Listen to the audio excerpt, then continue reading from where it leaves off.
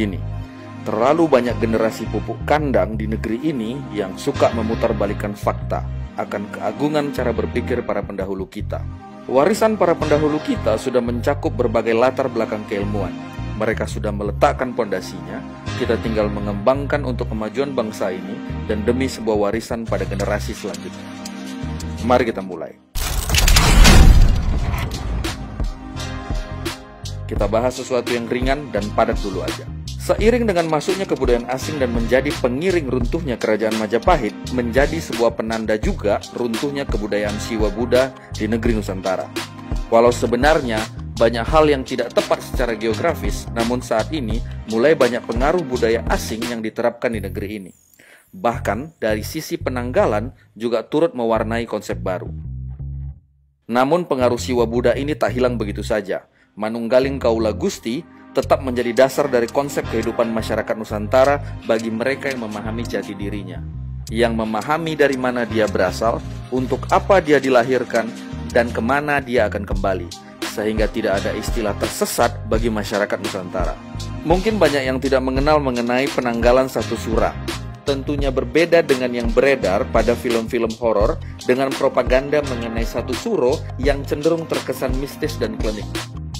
Jika mau melihat sejarah jauh ke belakang, tidak semua suku atau bangsa di dunia ini memiliki kalendernya sendiri. Dan negeri kita termasuk di antara yang sedikit itu. Hal ini membuktikan bahwa nenek moyang kita bukan orang bodoh yang tidak memiliki pengetahuan akan tata surya. Setiap budaya di negeri ini punya kalendernya. Ada kalender Batak, Bali, Sunda, juga Jawa dan beberapa daerah lainnya. Terkait dengan satu sura, memang banyak dikenal dengan istilah kalender Jawa, sebuah kalender asli yang dibuat tidak berdasarkan agama atau aliran kepercayaan apapun. Kalender sendiri berasal dari kata kala ider.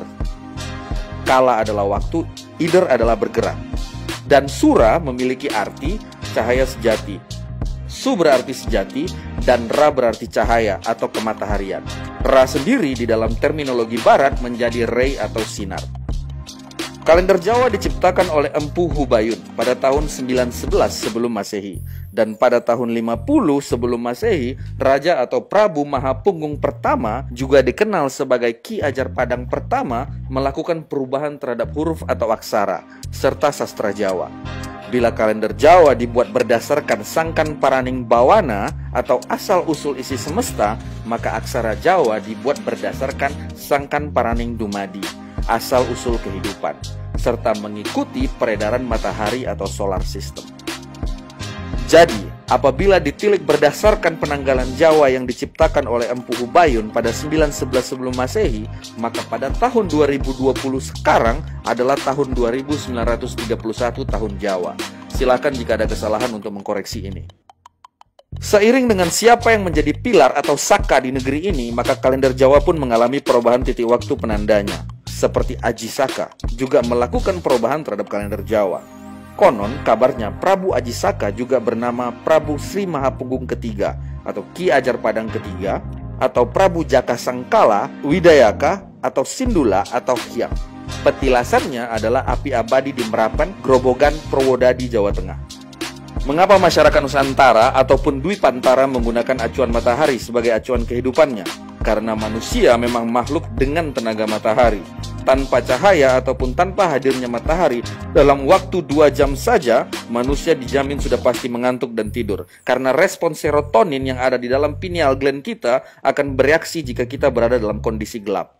Jadi kesimpulannya adalah, nenek moyang negeri ini punya kecerdasan yang di luar kemampuan kita sekarang untuk menguasai tata salira hingga tata surya. Mari berhenti untuk dibodohi. Selamat Tahun Baru Satu Sura 2931.